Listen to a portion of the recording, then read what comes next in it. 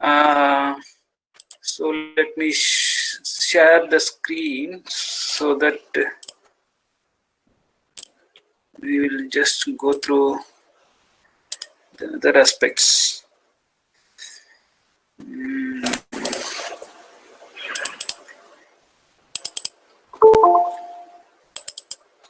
So the next topic what we are going to discuss is about the clinical aspects of neoplasms. So clinically, how neoplastic conditions will be affecting an animal when an animal is having tumors. How the animals may be affected clinically. What are the aspects, or what are the clinically how the animal will show itself. So I think we have already discussed about the importance of the benign and malignant neoplastic conditions. So we have already discussed that benign most of the times are not that pathogenic, or it's not significant as compared to the malignant condition. But then it doesn't hold good for in all the cases. There are certain benign neoplastic conditions which can be fatal also, depending upon its location. Say for instance, if there is any tumor in the brain, or if it is there in any of the glandular organs, especially pituitary glands. The pituitary gland is a very small gland. If there is some tumor in the pituitary gland, the entire pituitary gland will be atrophied. So pituitary is a very important gland which controls the entire endocrine system. So similarly, depending upon the location, benign tumors can also be fatal, or it can lead to fatalities in the animals as well as, of course, when you say tumor, humans as well as in case of animals. So there are major aspects which depend on or what are the clinically how the tumors can affect an animal is that depending upon the location and impingement of adjacent structures. What do you mean by that is that, as I told, say if there is any tumor growing in the brain, so tumor is an excessive growth. So when it grows, brain is located in a cavity which is having a limited space for expansion. So when a neoplastic condition grows in the brain, what happens? It compresses or it puts pressure on the surrounding structures, leading to atrophy of the normal brain. So that is what we mean by depending upon the location. Sometimes it can be in pineal gland or pituitary gland. When it is located in the pituitary gland or just adjacent structures to the any tumor adjacent to the pituitary gland, it can destroy the entire pituitary gland, and it can lead to various lesions or various clinical manifestations depending upon the location. So that is the first one. Second one is functional activities such as hormone synthesis or development of paraneoplastic syndrome. So that what you mean by that is that there are certain type of neoplastic conditions where you can find those neoplasms develop certain type of hormones, which can produce or which can affect the animals, which can show its effect or affect on the animal. So that is what you mean by the hormone synthesis. And of course, there is another condition called as the paraneoplastic syndrome that is another important aspect of clinical aspect of neoplastic condition. So that we will be discussing little bit in detail subsequently. So that is the second factors, the depending upon the production of hormones. So there are many neoplastic conditions which can produce various type of hormones. Say if it is a tumor in the adrenal gland, a tumor in the thyroid gland, then it produces more amount of thyroxine. It produces more amount of ACTH, parathyroid hormone, or adrenal corticotrophic hormone. So when there is increase in the level of these hormones, they can clinically show the respective changes. Whatever the hormonal effect you can find. Whatever the hormone may be produced, that hormone the animal will start showing the signs of those particular hormonal changes. So that is what we mean by functional activity of hormone synthesis.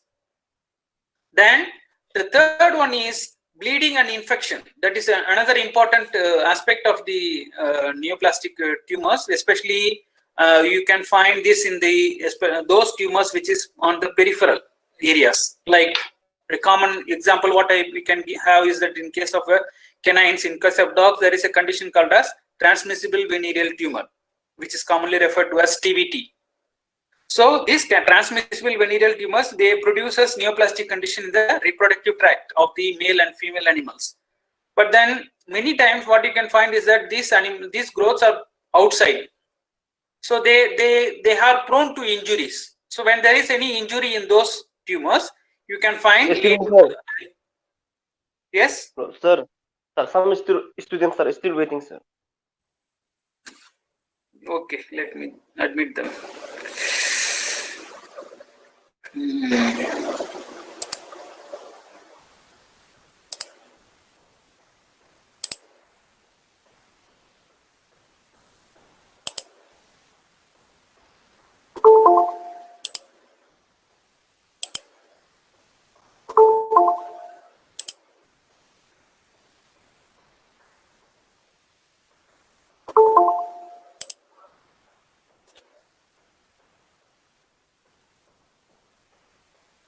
Okay. So that is another aspect where you can find bleeding, and of course, as I told, when the animal is when the lesion is exposed to the outside, naturally you can find that the animal comes in contact with some various type of dirt particles or any other infectious agents which is present on the soil or in the surface of the where the animal lives. So that may lead to infections in the tumorous condition. So that, as I told, it's most of the times it takes place in those type of tumors which is present on the surface, peripheral skin tumors. Skin, not only skin, you mean to say that those tumors which are exposed to the outside, those tumors you can find bleeding and infection is another common clinical manifestation you can find. Then you can also find sometimes a condition, a type of conditions where you can find rupture and infections.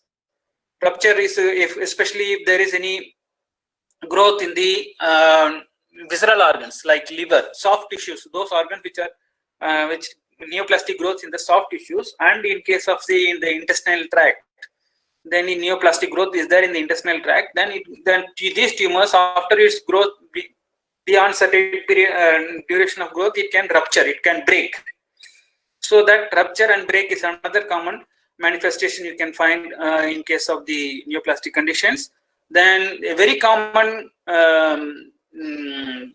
manifestation which is found in case of neoplastic condition is condition called as cachexia or wasting.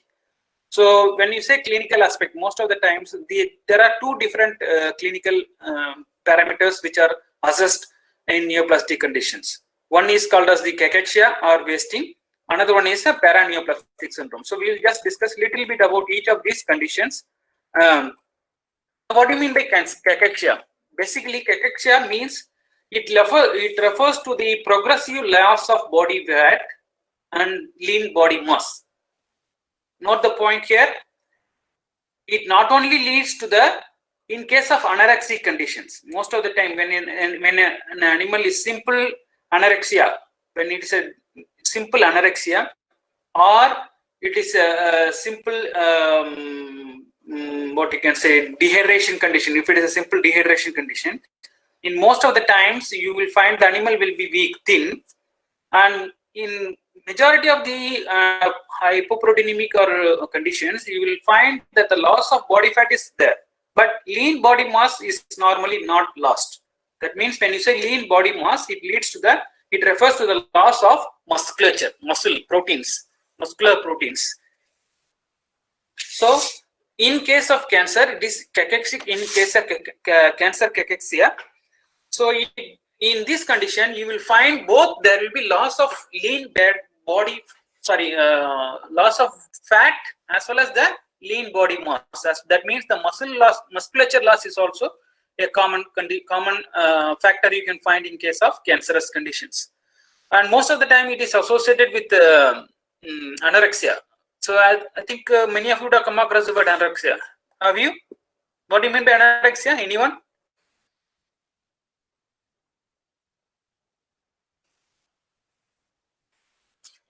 Have you come across the word anorexia or not?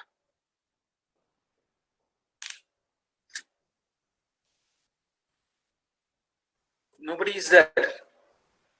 Anyone please answer? If you there, anorexia. No, sir. What is anorexia?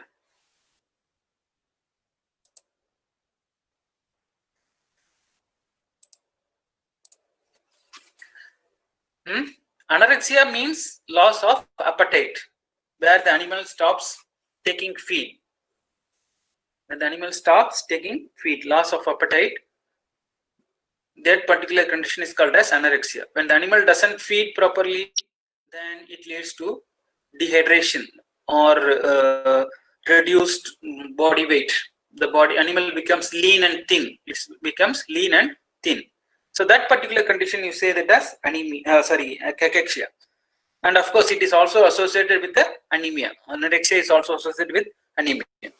And this cachexia basically is not due to the, what you have to remember here is that it basically is not due to the loss of proteins or nutrients to the tumor cells, due to the growth of tumor cells.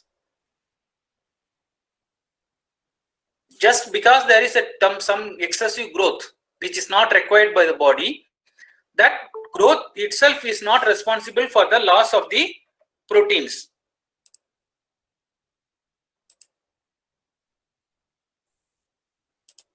It is basically due to the secretion of certain type of cytokines, various type of cytokines, which is produced by the tumor cells or by the host cells in response to the tumors.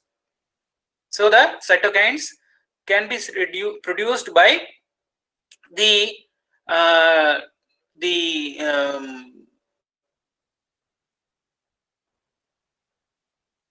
tumor cells themselves or by the host cells in response to the tumors. So those cytokines are basically responsible for the condition. And most important among the cytokines is a factor called as a TNF, which stands for tumor necrosis factor. Tumor necrosis factor. TNF, alpha, beta, there are many forms of TNFs are available. So that tumor necrosis factor, that is the most important cytokine. Other than that, there is other cytokines are also there, like interferons and all those other type of cytokines are also there, which can contribute to the cachectic condition. But basically, the most important among all of them is the tumor necrosis factor. And this tumor necrosis factor has been associated by has been related to be responsible for the production of anorectic condition. Basically, this tumor necrosis factor is an important factor which leads to anorexia in case of the animals in which cancer is found. So that is about cancer cachexia.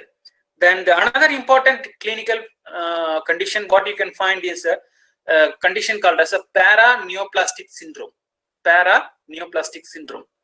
So this paraneoplastic syndrome refers to any type of symptomatic complex that cannot be readily explained by the local or distant spread of the tumors or by the elaboration of the hormones indigenous to the tissue of origin of the tumors are called as paraneoplastic syndrome. That means there may be certain type of clinical conditions. Say for instance, a very good example for this paraneoplastic syndrome is a condition called as hypercalcemia.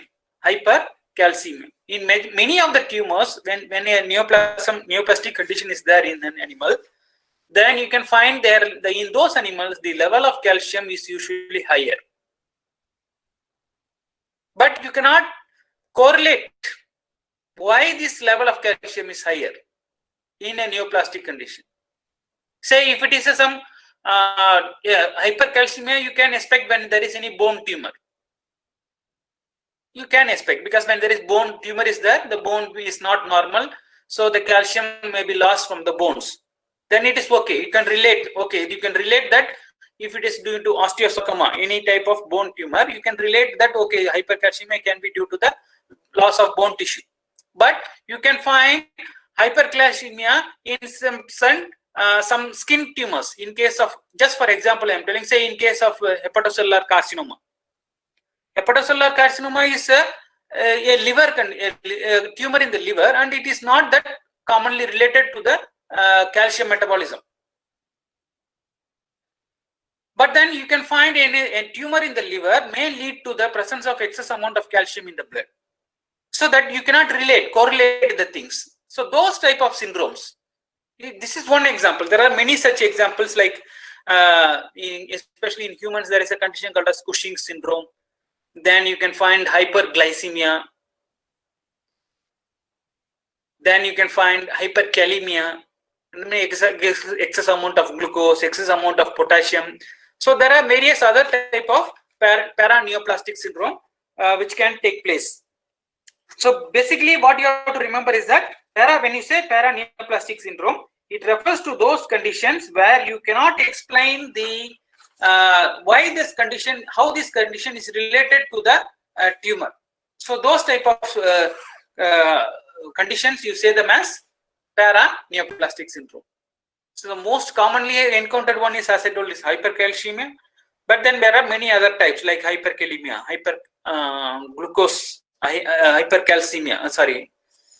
hyperglycemia, excess amount of glucose in the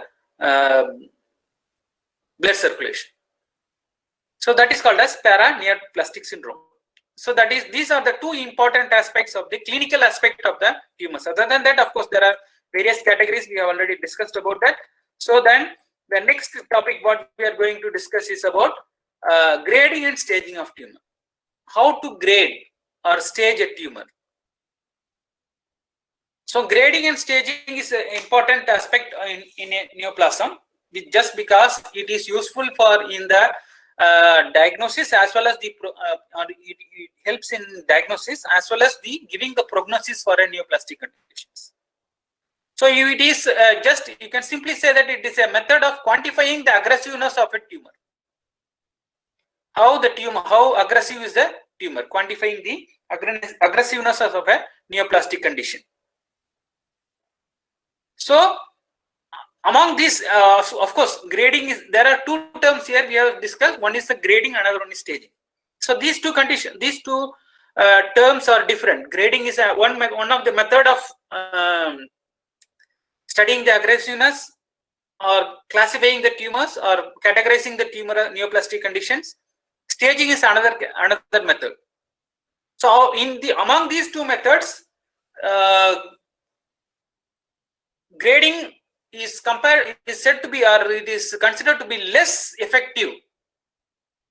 Clinically, it is less effective in categorizing a neoplastic conditions than staging. Staging is considered to be a better tool for categorization or classification of the, or identifying a neoplastic conditions.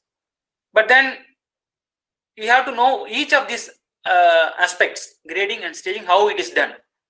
So grading of a neoplastic conditions is basically done by the most important criteria based on which a neoplastic condition is graded is by degree of differentiation of the tumor cells.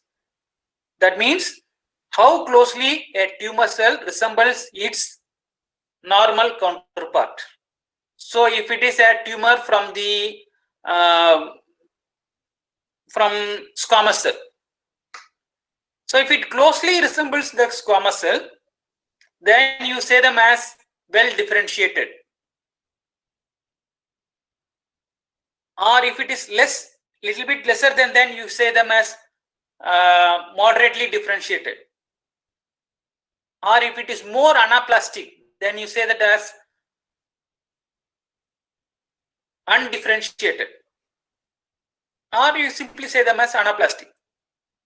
So depending upon the degree of differentiation, you grade them. Not only any neoplastic conditions can be graded depending upon the degree to which it closely resembles the parent cell from which the tumor develops.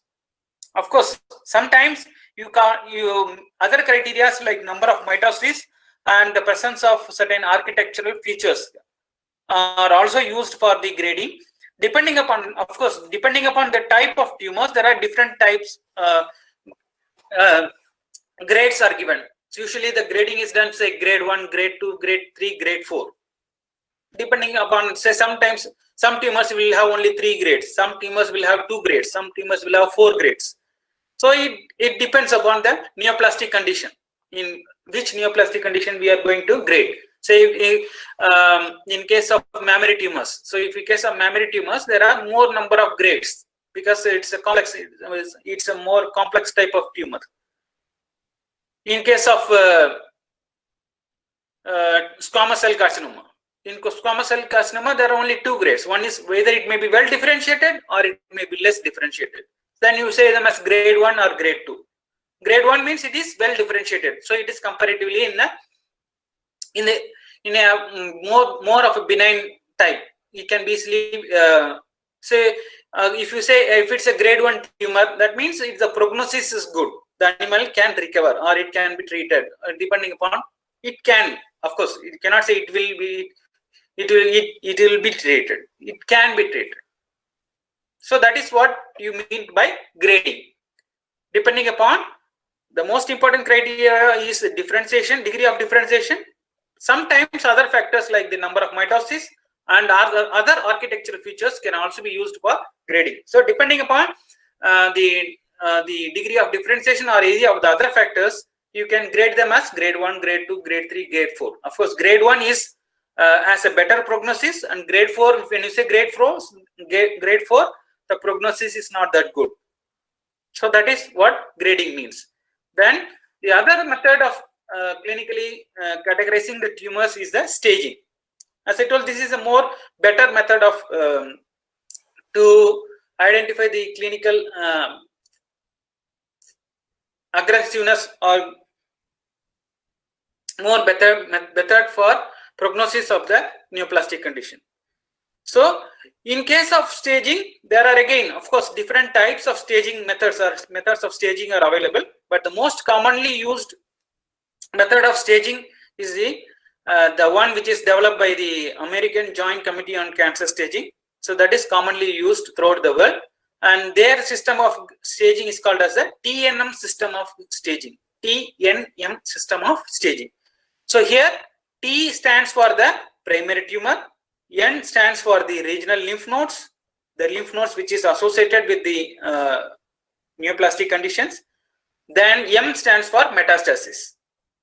So depending upon the size of the tumors, primary tumor, depending upon the size of the primary tumor, it can be categorized from T1 to T4. T1 to T4. So depending upon the size. So when you say T1, the size is smaller. When you say T2, the size is a little bit larger. T3, size is still larger. T4 means it's very large. Then there is, of course, there is another one called as T0, which stands for a condition called as in situ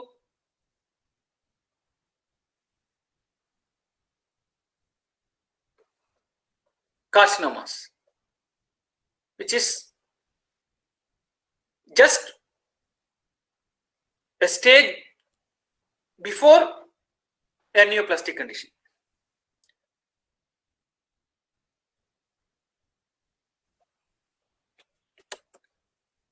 It is actually in situ lesion. Just a minute.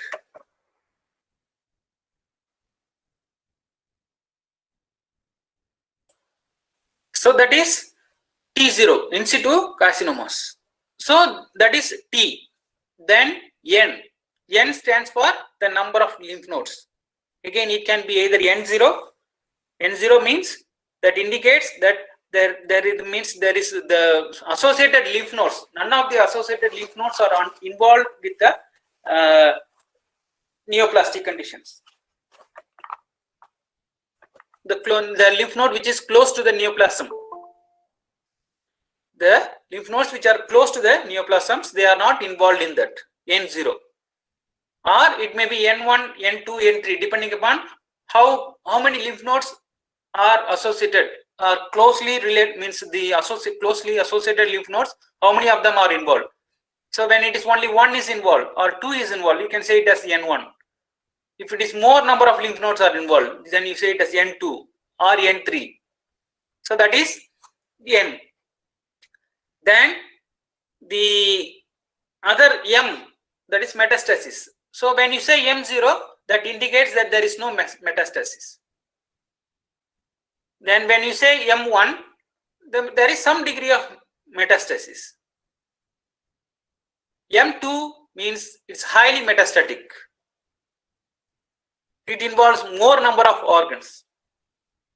M1, metastasis is restricted to 1 or 2 organs.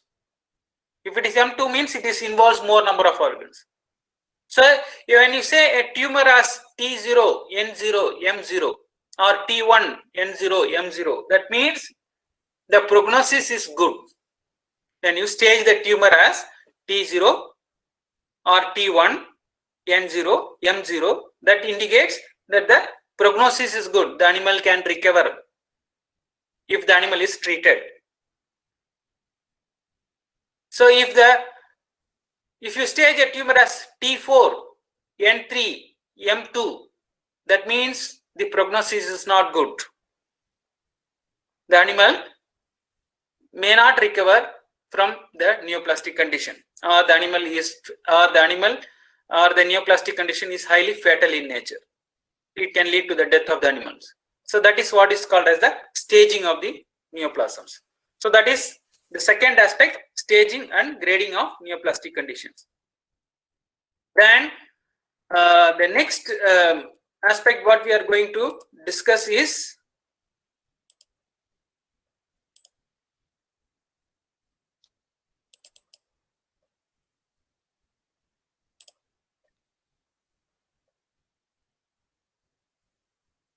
little bit about tumor immunology.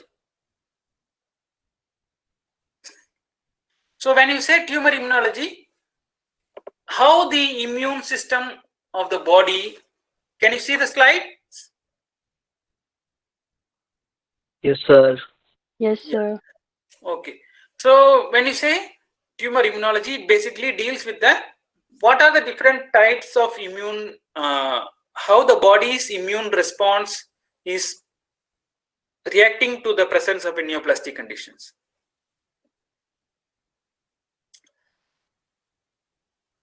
The very concept that a neoplastic condition takes place denotes that the immune response is not effective in controlling a neoplastic condition. Is that clear? If neoplasm takes place means, what does it mean? The body's immune response is not able to control it. But then it doesn't mean that there is no neoplasm, means there is no immune response at all. In the contrary, there is some degree of immunological response for the neoplastic cells against the neoplastic cells or any tumorous condition. So that can again be proved by the factor that we have already discussed in an immunocompromised animal or in an immunocompromised individual, especially in case of humans. So when I say a good example is Burkitt's lymphoma. Burkitt's lymphoma, it's a tumorous condition which has been found to be common in those individuals who are positive for human immunodeficiency virus, HIV infected individuals. In HIV infected individuals, you find that the number of Burkitt's lymphoma cases are more. That indicates that shows that the immune response is in fact having its effect. Because when the immune response goes down, then only you will find that those individuals will be having more amount of tumors. So that shows that there has been some amount of immune response in an individual. So that is what you mean by immune response of a tumor individual. So whenever you say tumors, there are two different antigens, tumor antigens, which are associated with the tumorous condition. Two different tumor antigens which are associated with the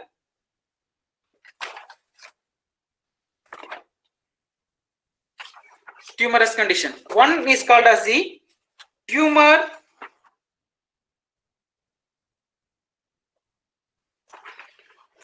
specific transplantation antigens, or it is also called as tumor specific antigens, TSAs, TSA, or it is also called as TSTA, tumor specific antigens, TSA, or tumor specific transplantable antigens.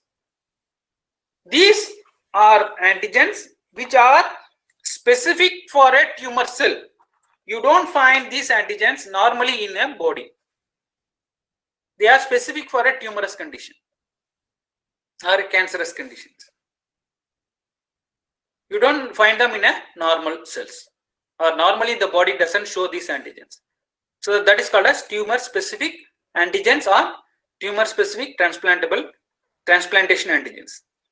The second one is tumor associated transplantation antigens, or it is also called as simply as tumor associated antigens, TAAs. TAAs. So these antigens are those tumor antigens. These are antigens which are expressed by the normal cells as well as the tumor associated cells.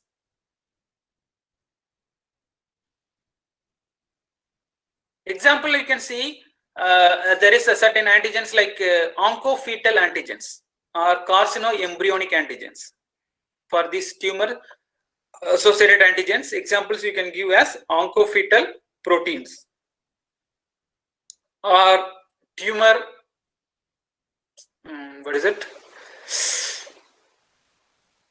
carcinoembryonic antigens. So these oncofetal protein and carcinoembryonic antigens are there present in a normal cell also, but then they are normally found only in the embryonal stages, or in this initial developmental stages of the cells, those type of cells. In an adult individual, you don't find them. When you find these type of antigens in an adult individual, it indicates that there is some type of tumorous growth in an animal, in an adult individual. Of course, in an embryo or in the initial stages of development, in the initial developmental stages, just after birth, you can find some amount of these antigens present on the individual or an animal. But then when it becomes an adult, normally they do not exist in the body. But when a neoplastic condition takes place, then you can find the expression of these tumor associated antigens, that is carcinoembryonic antigens or oncofetal proteins. These are some examples. So those type of called as tumor associated antigens. So when you say tumor surveillance, so tumor surveillance is a term which denotes how the body's response to the neoplastic conditions. What are the cells, effector cells in the tumor response? There are two major cells which are highly effective in the recognizing a tumorous cells. One is the NK cells. NK cells, that is the most important cell, you can say, when you say a neoplastic condition in tumor immunology is concerned. As far as the tumor immunology cell is concerned, NK cells are very important.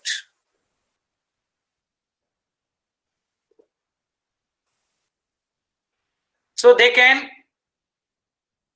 even identify those cells which lacks MHC class 1 antigens. The second important cells are the cytotoxic T cells. Second one are the cytotoxic T cells. Of course, for the cytotoxic T cells to react or identify a tumor cell, it requires MHC class 1 antigens associated with it. I don't know whether people have been taught immunology or not, or in microbiology, or you may be subsequently taught in immunology for antibodies, antigen, what is MHC molecules.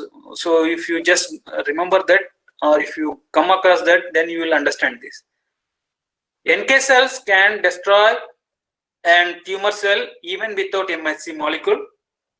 NK cells basically stands for natural killer cells. They can destroy tumor cells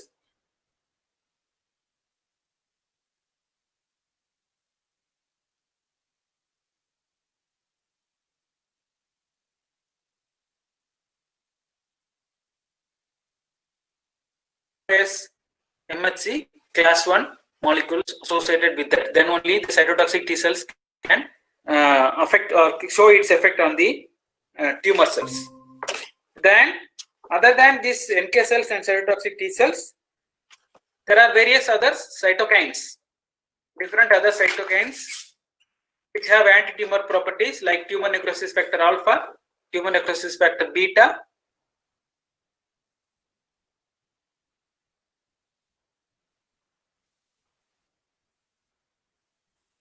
then interferons, alpha, beta, gamma.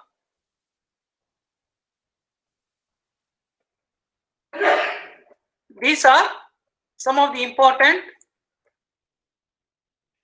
innate immune responses. That means innate means which is already present in the body, which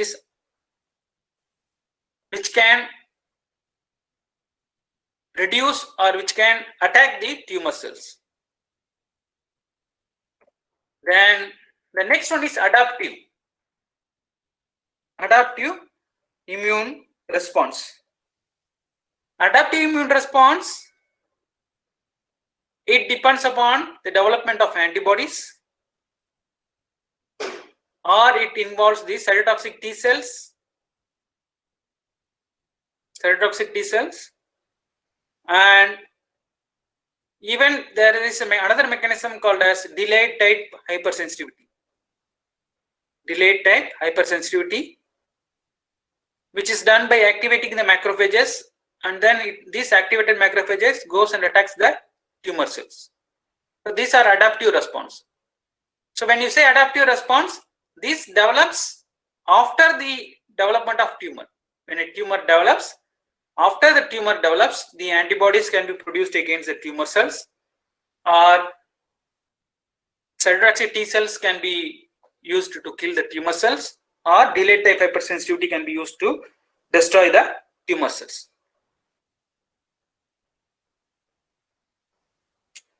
Then there are certain mechanisms by which the tumor cells evade the immune response. How these tumors, when such type of immune response is there, but then still the tumor is taking place, then how this tumor develops? So there are certain evasive mechanisms, how the tumor cells evades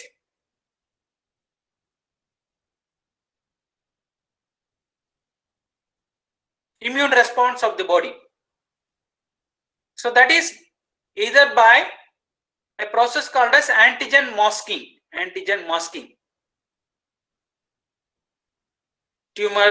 By masking the antigens, the tumor cells can reduce the immune response. Antigen masking. Then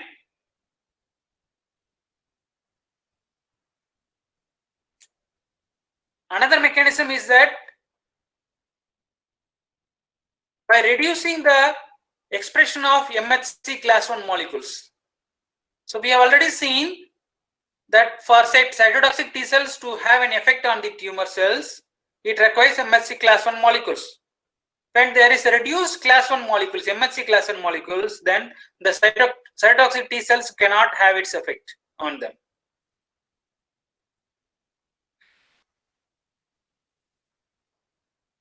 Then there are certain immunosuppressive molecules also which are secreted. immunosuppressive molecules which are secreted by the tumor cells, like this transforming growth factor beta, TGF beta. They reduce the development of immune response. So certain tumors are there which secretes these immunosuppressive molecules. So thereby they evade the immune response. So that is about the immune response to the tumors. Then the last aspect is how to diagnose a tumorous condition.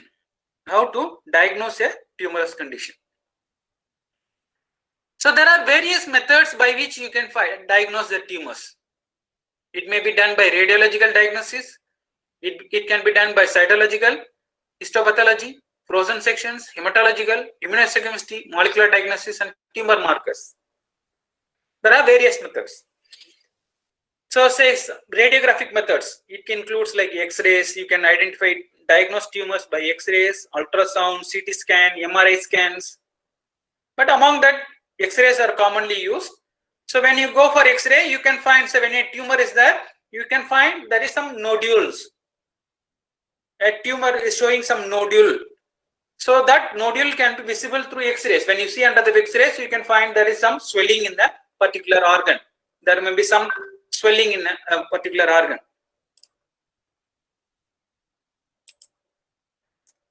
I think your biochemistry class is about to start. Anyhow, we will just complete this one. Then among all these methods, the histopathology is considered to be the gold standard in the diagnosis. Even though many methods are there, histopathology is considered to be the gold standard for diagnosis of neoplastic conditions. Of course, nowadays cytological diagnosis is quite commonly used. Like FNAC, that is quite commonly used nowadays, especially in case of human cases, in human conditions, fine needle aspirations. Then histological diagnosis can also be done by biopsies, endoscopy, or needle biopsies. Then you can go for frozen section, of course. So these are various molecular methods there you can use for the various tumor markers. So these tumor markers is another important marker for our diagnostic tool for the neoplastic conditions, wherein you can find that the tumor secretes certain type of molecules which are specific for its growth. Say for instance, this picture, when you see, when there is any lung cancer, you find in those individuals, you can find the presence of a marker like CA125CEAs. In case of liver cancer, you can find alpha fetoproteins. Then in case of prostate cancer, you can find the prostate specific antigens. So these are certain type of molecules which are secreted by the tumors or the host cell in response to the tumors. When these molecules are excreted, they are present in the circulation. And when you detect these molecules, you can identify, or you can say that the individual or the animal may be suffering from a neoplastic condition. Those is called as tumor markers. I think with that we will stop for today's class, and most probably with that we will be completing your neoplasm chapter also. So any doubts and all, any clarifications, you can ask, or you can subsequently also, when you find time, you can ask subsequently also. So that is about this neoplasm chapter.